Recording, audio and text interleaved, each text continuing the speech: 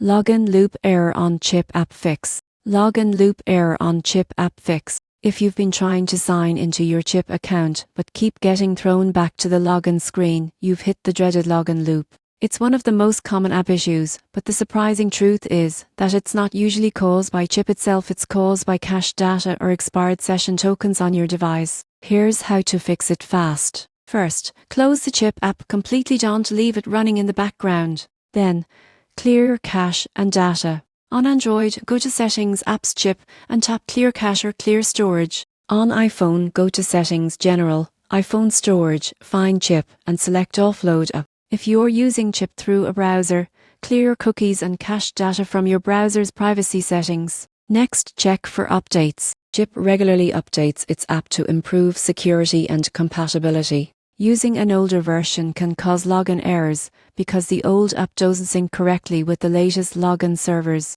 If the issue persists, switch your internet connection. Try turning off Wi-Fi and using mobile data, or the other way around. Some Wi-Fi networks block secure cookies or tokens, especially if you're on a shared or workplace connection. Also, make sure cookies and JavaScript are enabled in your browser if you're on the web version. Chip relies on both to manage secure sessions, and when logging in again, type your credentials manually instead of using autofill. Once you've done all that, restart your phone and open the app again. You should now log in smoothly without looping back. So next time you face the chip login loop, remember it's not about resetting your password.